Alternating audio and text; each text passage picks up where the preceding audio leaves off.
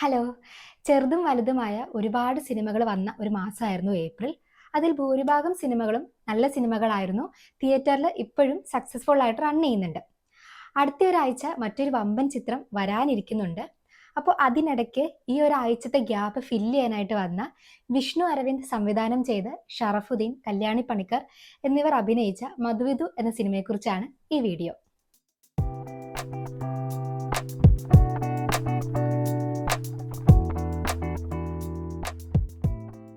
ഒറ്റ വാക്കിൽ പറഞ്ഞാൽ കൊള്ളാം, നല്ലൊരു സിനിമയാണ്.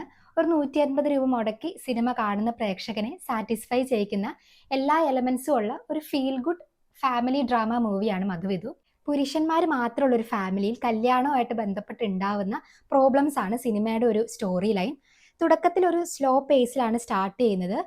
മെയിൻ ക്യാരക്ടേഴ്സിൻ്റെ ഒക്കെ ഇൻട്രോ ഒരു മോണോലോഗ് പോലെ പറഞ്ഞ് ഒരു 30 മിനിറ്റ്സിനൊക്കെ ശേഷമാണ് സിനിമ ടേക്ക് ഓഫ് ചെയ്യുന്നത്. ആ ഫാമിലിയിൽ ഉണ്ടാവുന്ന ഓരോ പ്രോബ്ലംസും സിനിമേനെ കൂടുതൽ കൂടുതൽ എൻ്റർടൈനിങ് ആക്കുന്നുണ്ട്. ആ ഒരു ടേക്ക് ഓഫിന് ശേഷം സിനിമ നല്ല എൻഗേജിങ് ആയിട്ടാണ് മുന്നോട്ട് പോകുന്നത്. ഒന്നോ രണ്ടോ പോയിന്റ്സിൽ ചെറുതായിട്ട് ആ ഒരു മീറ്റർ ലോ ആവുന്നുണ്ടെങ്കിലും ലാഗോ ബോറടിയോ ഒന്നും നമുക്ക് ഒരിക്കലും ഫീൽ ചെയ്യുന്നില്ല.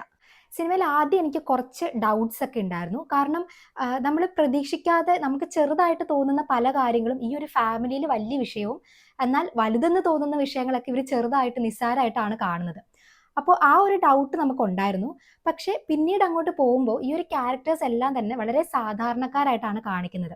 അപ്പോൾ അവരുടെ ആ ഒരു ഇമോഷൻസ് ഒക്കെ വെച്ച് നോക്കുമ്പോൾ ഈ ഒരു പ്രോബ്ലംസ് ഒക്കെ ജസ്റ്റിഫയബിൾ ആയിട്ടാണ് എനിക്ക് പിന്നീട് സിനിമയിൽ ഫീൽ ചെയ്തത്.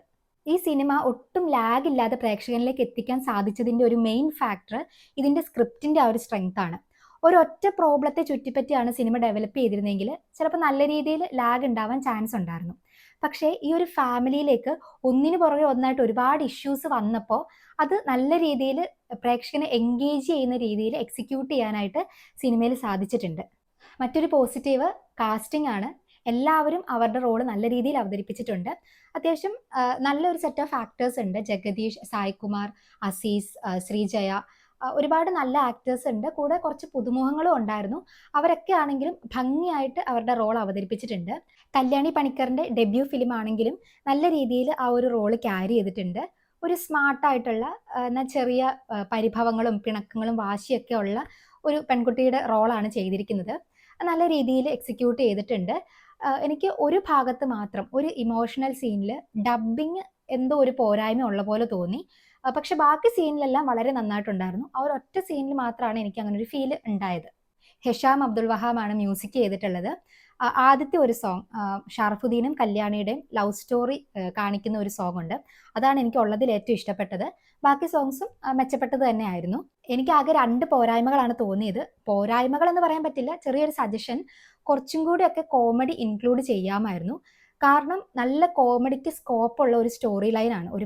ഒരുപാട് സിറ്റുവേഷണൽ കോമഡീസ് ആഡ് ചെയ്യാമായിരുന്നു. കാസ്റ്റിംഗ് ആണെങ്കിലും ഇപ്പോൾ അസീസ്, ജഗദീഷ്, സഞ്ജു, ഷറഫുദ്ദീൻ ഇവരൊക്കെ കോമഡി നല്ല രീതിയിൽ ഹാൻഡിൽ ചെയ്യാൻ പറ്റുന്ന ആക്ടേഴ്സാണ്.